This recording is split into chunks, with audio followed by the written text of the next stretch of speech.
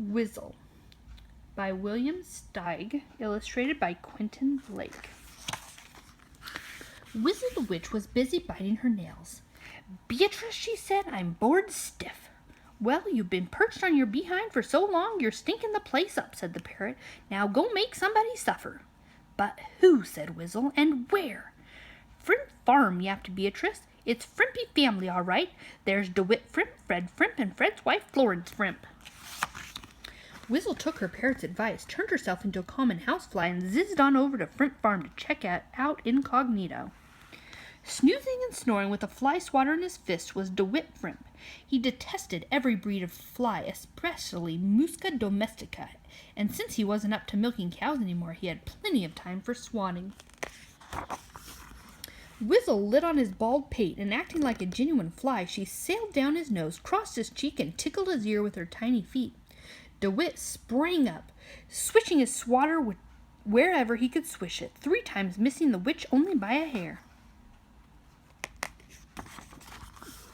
Resolved on revenge, Wizzil zoomed out the window, determined to cook up a really nasty plan. "Wizzil," she said to herself, "that bald-headed fuddy-dud with his crazy swatter darn near did me in.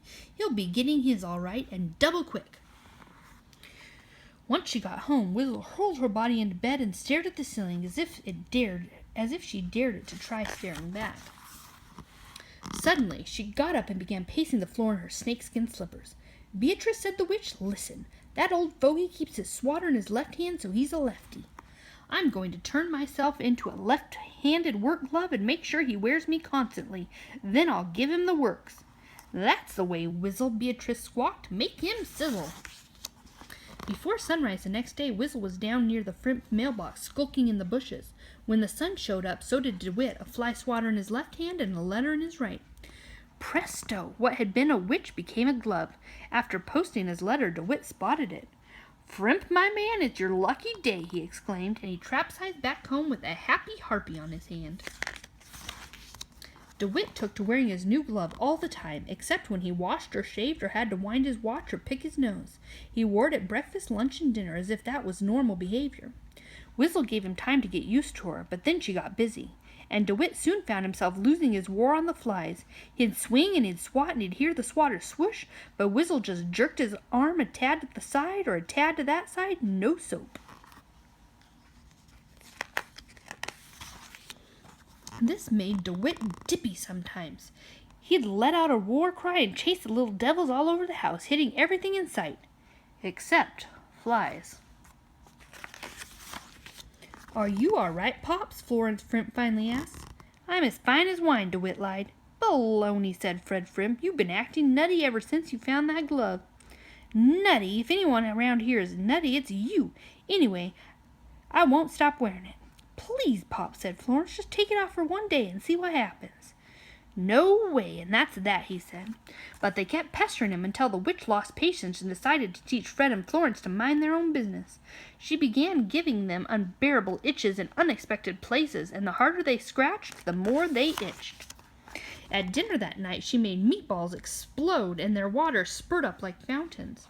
And in the morning, she made the whole house tremble and shake so the boards it was built with cried for help. Making a sad way over the bridge that afternoon, having witnessed the weird things that were happening, DeWitt finally saw the light. Fred and Florence must be right. The glove had to be the culprit. He wrenched it from his wrist and flung it into the river. Wizzil the glove began squirming and stretching, and right there in the water began turning into the hateful hag she had always been. And oh, how Wizzil hated getting wet. She had never had a bath since she was a helpless baby, and all she'd ever washed since then was her 2 horrid hands. She thrashed, gurgled, sputtered, and spat, and then she started to sink. DeWitt stared in disbelief, but repulsive as Wizzil was, DeWitt couldn't bear to see a fellow creature drowning. He dived right in, and holding the disgusting witch in his arms, he started towing her ashore.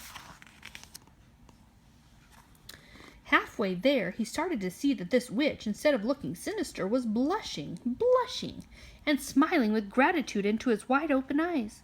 Wizzil had been so thoroughly cleansed by the crystal-clear water that all her vicious nastiness was whirled away downstream. Instead of running for his life as soon as they hit the river bank, DeWitt found himself hugging a surprisingly sweet old hag. Needless to say, Wizzil and DeWitt fell completely in love and wound up an old married couple who stayed together on the farm. Wizzil was never bored again. Sometimes she and DeWitt even played cards with Fred and Florence, and Beatrice would kibitz at all their games. I guess I'll have to stay here with these humdrum humans, the parrot figured. It'll be a whole new hayride.